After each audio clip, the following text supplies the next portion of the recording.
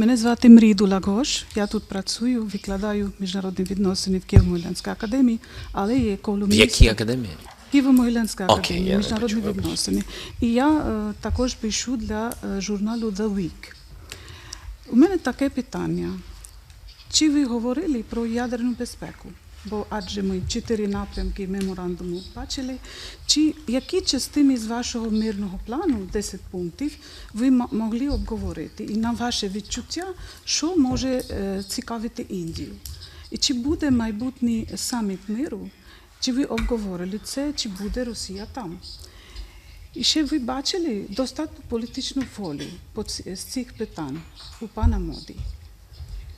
Якщо ви можете, також прокоментуйте щодо залучення Індії, щодо звільнення дітей, яких вкрали, і, можливо, засудження тих просто дій, що робить Росія по відношенню до індійських громадян, які ошукані і змусені воювати. Все, дякую вам.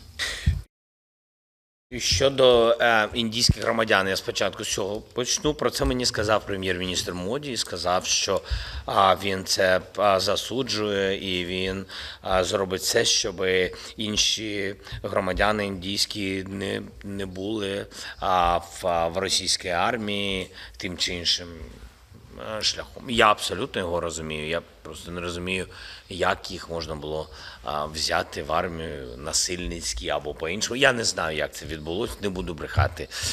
Далі, що стосується саміту миру. Я дійсно вважаю, що другий саміт миру повинен бути в одній з країн, бажано, глобального півдня. І ми дуже відкриті. І я вам скажу, є країни, такі як Саудівська Аравія, і Катар, і такі країни, як Туреччина, Швейцарія також, але це інший напрямок, але тим не менш, з якими ведемо перемовини щодо другого саміту миру. Я абсолютно підтримую і сказав, і поділився цим з прем'єр-міністром Моді, щоб провести глобальний саміт миру в Індії. Це велика країна, велика демократія в світі, найбільше, так? Але я хочу бути відвертим. Це стосується не тільки Індії, а будь-якої держави, яка позитивно ставилася до прийняття другого саміту. Ми не зможемо провести саміт миру в країні, яка поки не приєдналась до ком'юніке саміту миру. Тобто, я думаю, ви це розумієте, просто це ніхто нікого не тисне, так, але це логічно.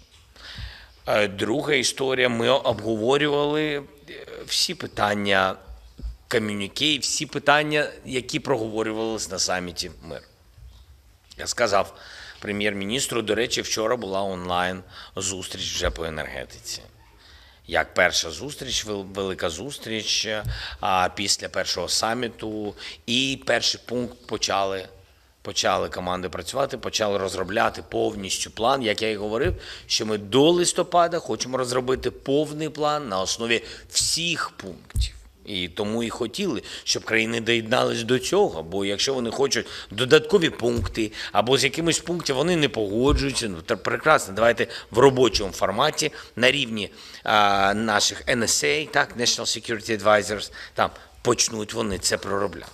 І я сказав, ми готові з вами працювати в цій тематиці. Хто знає, може і будемо, правда. Так. І тому, повернусь, енергетика, ми проговорювали, вона включає ядерну. Скажу відверто, на це не було часу проговорити детально про ядерну безпеку.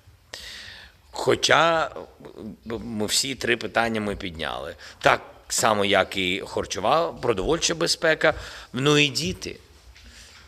Що стосується дітей, дивіться, є кілька країн, які хочуть допомагати в цьому питанні.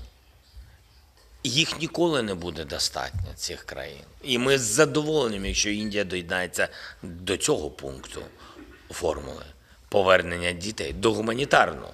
Ну, з точки зору нейтральності вашого статусу. Хоча хочу підкреслити, що жоден з пунктів і жоден з тих сигналів, які були на саміті, не стосується зброї.